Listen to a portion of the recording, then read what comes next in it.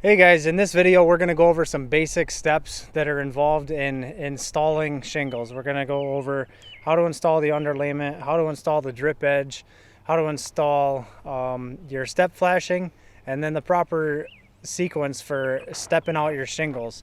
So after this lesson you should have a fundamental understanding of how a shingle should be installed properly. This is Ben from Malarkey, and he's here to help me out with this. He's the guy that knows everything about these shingles. If you ever have any questions, you can feel free to reach out to him.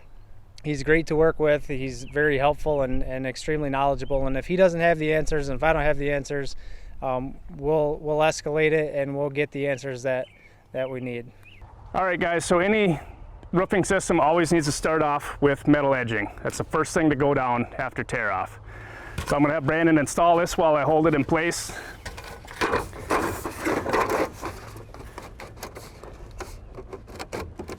Flush on your end, Brandon? Yes, sir. All right. Double tap. Now you want to nail about every 12 inches on center on your drip edge.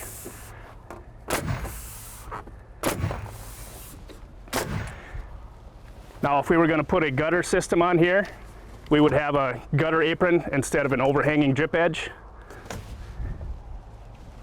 Got a hammer handy? There was 2 hammers out here. And since Brandon doesn't know how to nail, I'm going to pound his high nails down. Yep,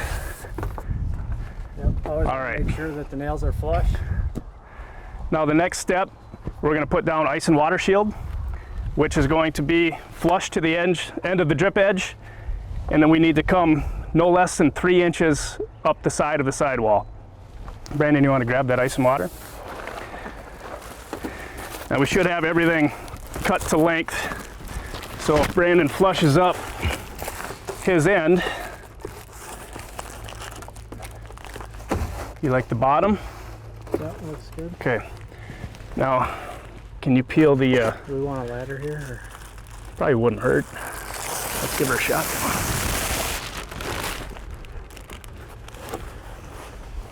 You want to make sure you have no wrinkles in your underlayment system.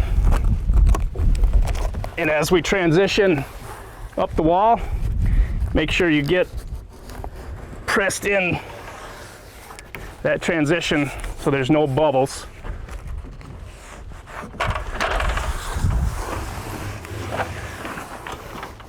Brandon will tear off the top half of the film strip.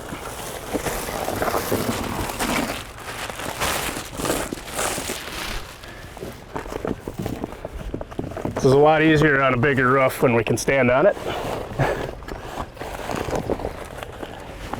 Notice how I'm going to keep the adhesive off the deck and let him work it into the wall.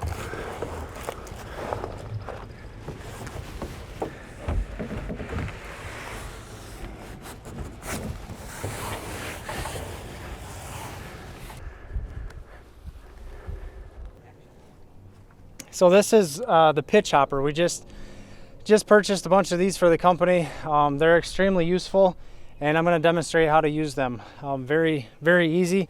As you can see, there's 2 separate angles, and that's just going to be depending on the pitch of the roof. You want whatever plane you're going to be standing on to be horizontal. So in this case, I'm just going to plop this up here, and that looks like it's pretty well square there. Really, either way, it doesn't matter. As the pitch changes, though, you'll notice that this will either be too sloped or not sloped enough for you. And then to get on it,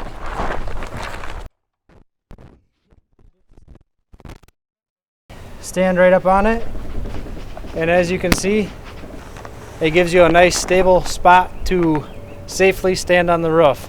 Of course, on a job site, you'd always want to be tied off as well. You ready for your synthetic? Okay.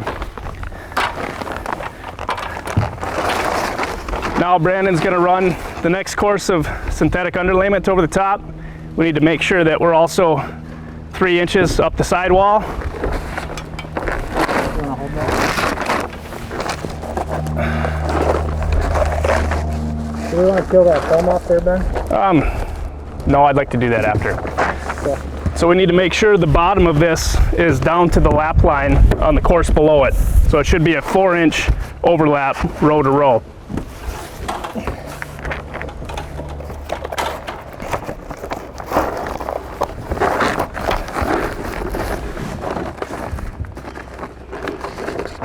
Drop it down right there. Like it? Yep.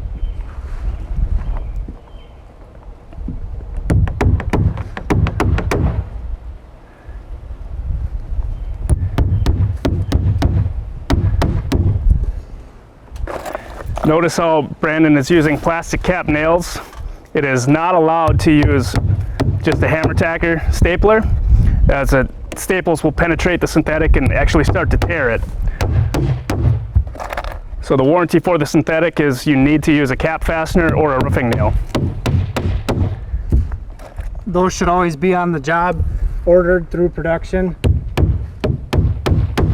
But if you get to a job, and sometimes like if we get a new roofing crew, they'll have a bunch of staples in their van or something and they'll want to use them, just tell them no. Now this high temp ice and water shield that we used actually has another adhesive strip up on the top for a salvage edge. That'll create a bond from row to row. This is not typical on the shingled roofs that you will do, but while we have it here, we're going to show you how to use it. So after you install the next course, you'll be able to tear that film strip off, roll down your synthetic, and now you'll create a watertight seal.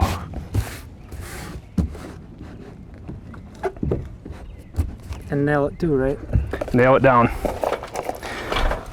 Now we don't have to hit every target on this synthetic, but just enough to hold it in place. We need to trim off all the excess underlayment so we can put our rake edge metal and not have too much hanging down.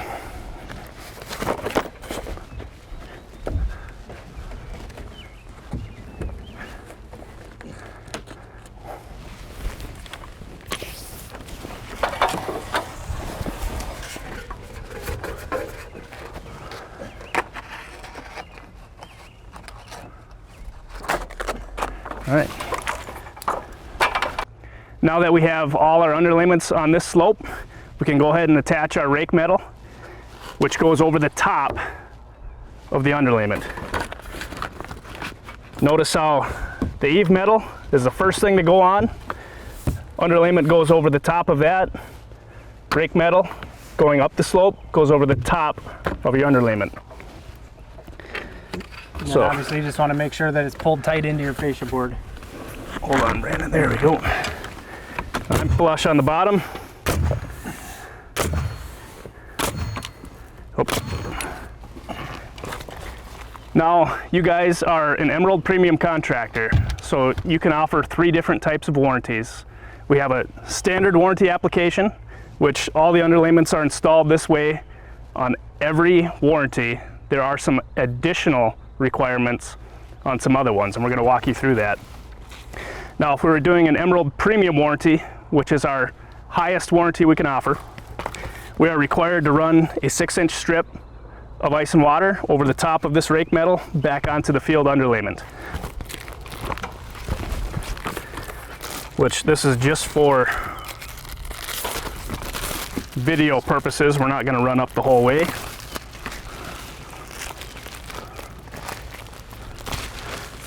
But we will want to run as far out as possible without hanging over the edge.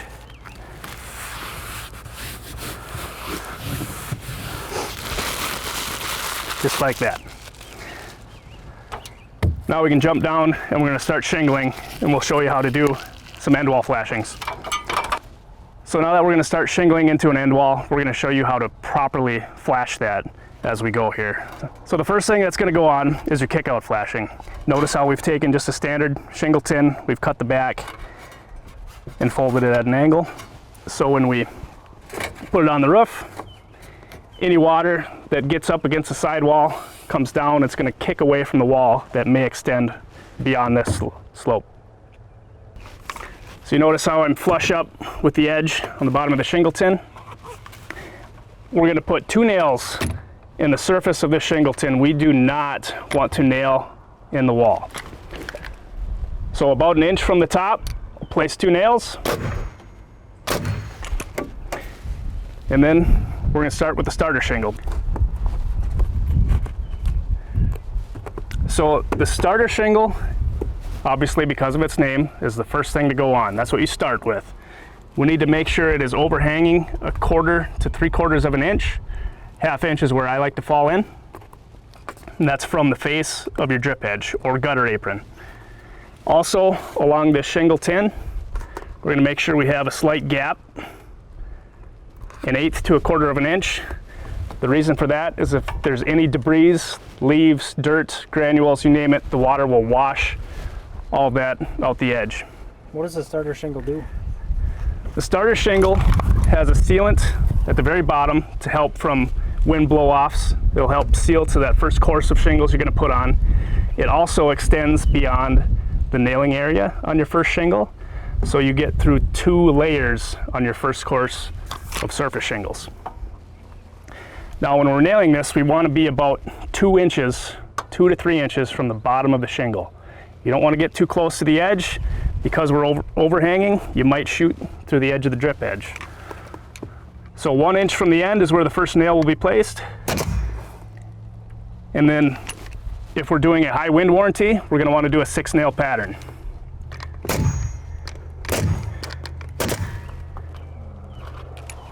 For demonstration purposes, I'm not going to sink this nail because we actually have to tear this off shortly here. So there would be a nail 1 inch from this edge. So we're going to run the starter strip all the way to the edge of the roof.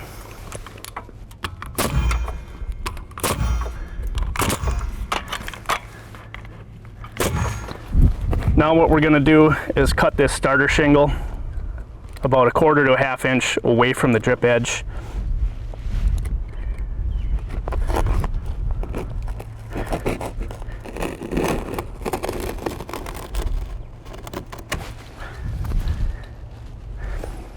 This way we have a uniform overhanging edge with the shingles all the way around the roof.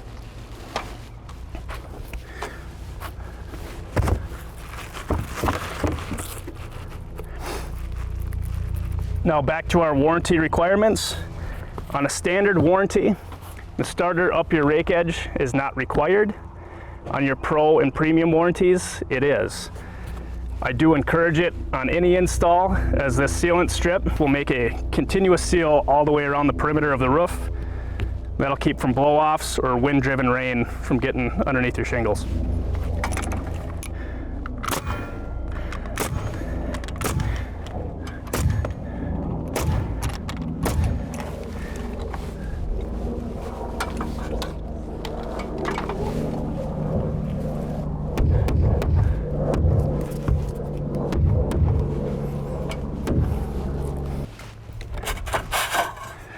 So now we're going to start shingling up against the rake wall. We need to add another shingle tin so we can overlap 2 inches beyond the bottom course.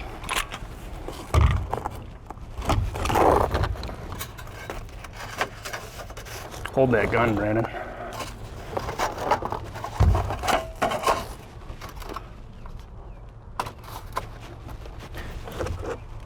Make sure we're secured and pushed tight into the edge. And again, only nail into the roof deck. Now we can start with the first shingle. And we're going to take a quick second to show you a nice feature about this synthetic underlayment. I'm going to throw this shingle on the roof and show you how well it sticks to our Secure Start Plus surface. Notice how it doesn't slide around.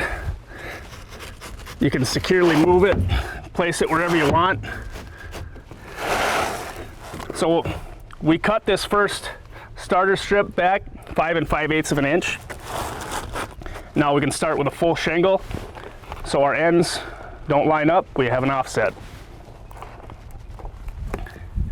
Again, staying about 1/4 inch away from the edge of the wall. I'm going to have Brandon, your boss, nail this first shingle.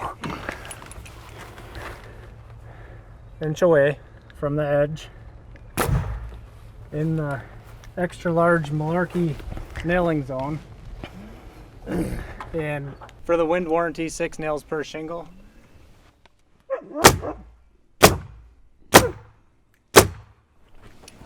And then again, for this application, since we're gonna remove this wall, I'm not gonna nail any closer to here yet so that we can take all this stuff out. So then you'd have a 5 5/8 inch offset for your next course of shingles.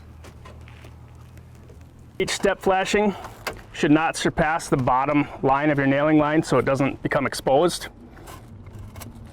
We're gonna run right over the top of where the nail would be in this shingle. And again, for demonstration purposes, we're not gonna fasten this one just so we don't have to fight it taking it out. But as each course goes up, that shingle would cover your shingle tin on the surface. The next one would come down to this line, and so on. All right, crew, we're back. We had a small change order on this chicken coop. We had to tear off the addition that Brandon had built, and now we're just gonna run a straight rake gabled roof. We're back at it. Let me stop right there and just make a very good point that a change order must be signed. If we remove the wall or have any modifications to what's on the contract that come up during the job, that needs to be documented on a signed change order. Good to shingle, boss? Yes, sir. Okay.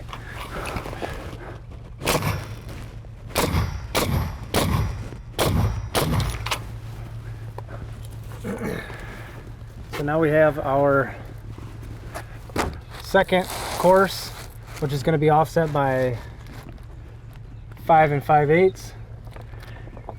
Now on each course, we'll bring the shingle down to the double laminate.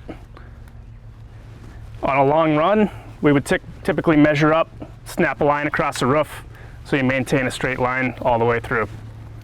Something else quick to just show right here. When we have this 5 5/8 offset, you want to be careful, and then this is going to be translated throughout the whole roof. This is going to be shown throughout the whole roof, this offset. You want to make sure that this nail is not directly underneath this seam, because obviously that's a vulnerable position for it to be in.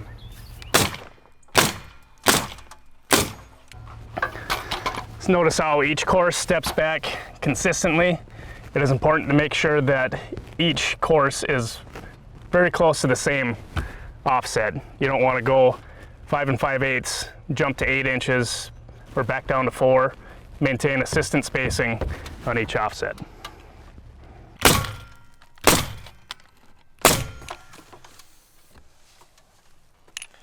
Okay, now we'll run all our finishers.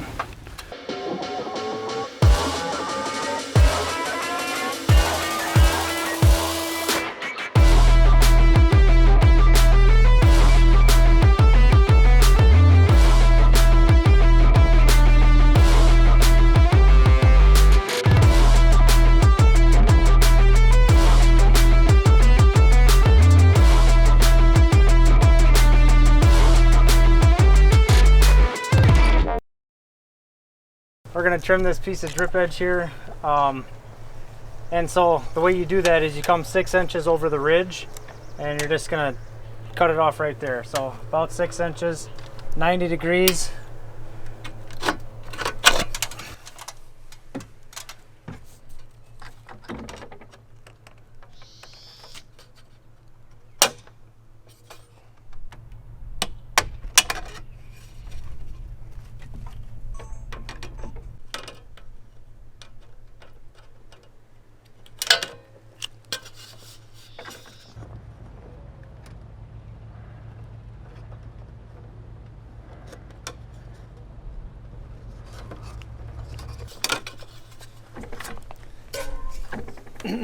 Okay.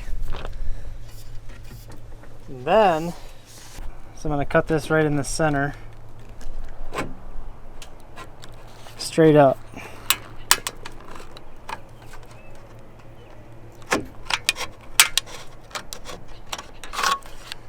And And now that allows me to bend this over.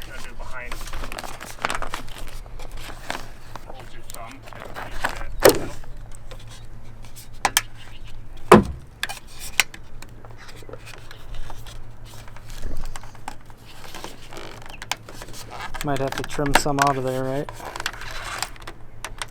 Yeah, you'll have to. So I'm going to have to trim some out of here in order to let that have room.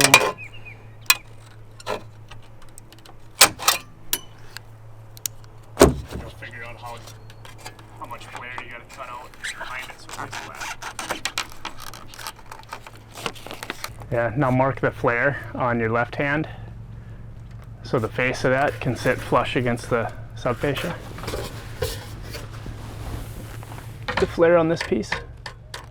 See, yeah, see where it goes behind it? Yeah. You want to make a slit right there and then cut it out behind there. Just the flare, not all the way up.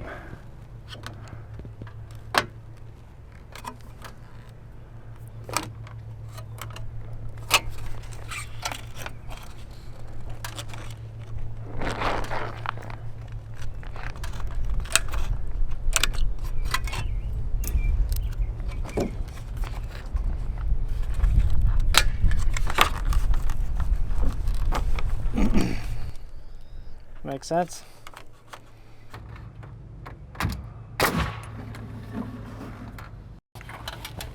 So now we're going to clip the top of this strip edge on the outside corner. And we're going to lap under about 2 inches.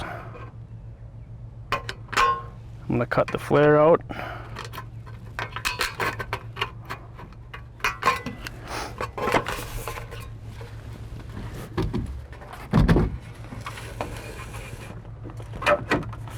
Gonna have to spread that.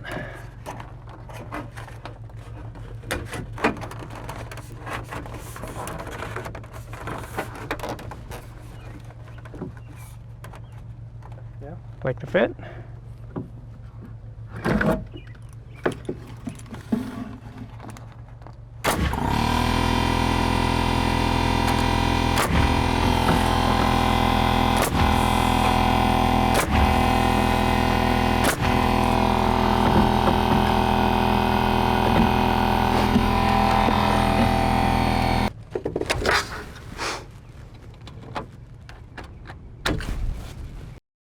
So we're about to install the ridge vent and the ridge cap. So what we're going to want to do first is install a shingle, just a shingle with no ridge vent, and you want to even it, you know, on both sides.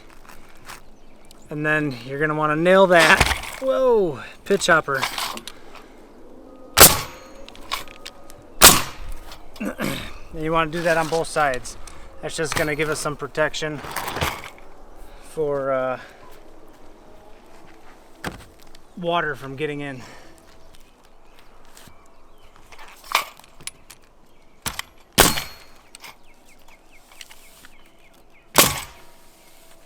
Okay, now that we've got that, we're on to the next step. Alright, so with Snow Country Advanced, you get these nails that come with it.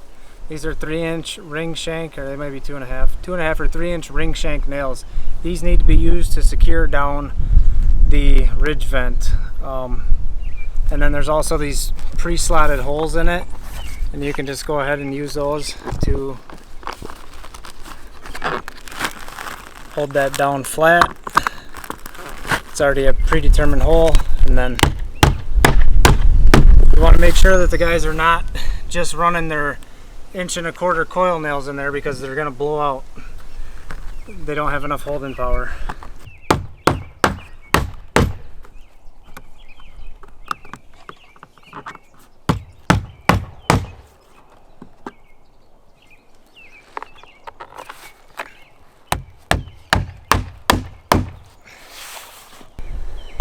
So once you've got your ridge vent installed, you can start laying your cap shingles over the top of that. So you can also take all of these nails out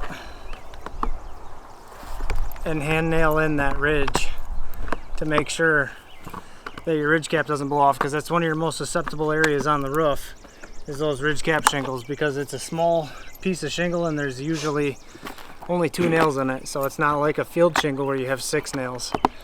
So you just take these out and use them to drive in your cap shingles. So the first thing you want to do when you're installing your ridge cap shingles on top of your ridge vent, or if you don't have ridge vent, this would just be how you'd start. You're going to cut off the non-colored portion behind the tar strip here, because what we're going to do with this is create a starter shingle. So I can discard that. Now I want to put this tar strip out towards the edge here, and everything is just going to be centered side to side. But now this is going to, just like the starter shingles on the roof, it's going to provide a starter for us, so that that first lip of your ridge cap is going to have something to fasten to. It's going to adhere to it.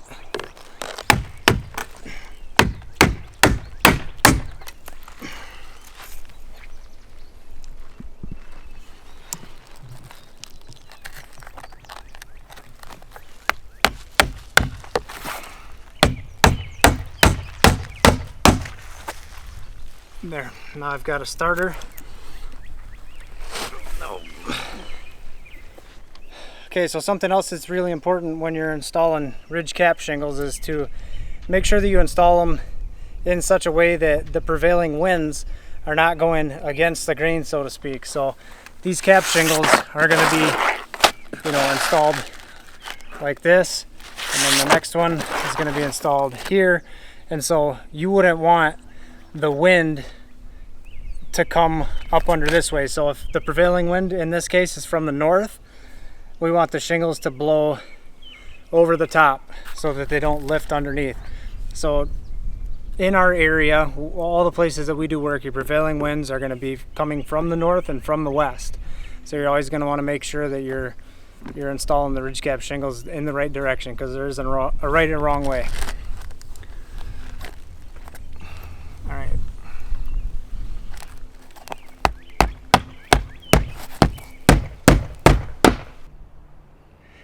All right, now after watching our install demo, you should have a better understanding of how an entire roof system goes together.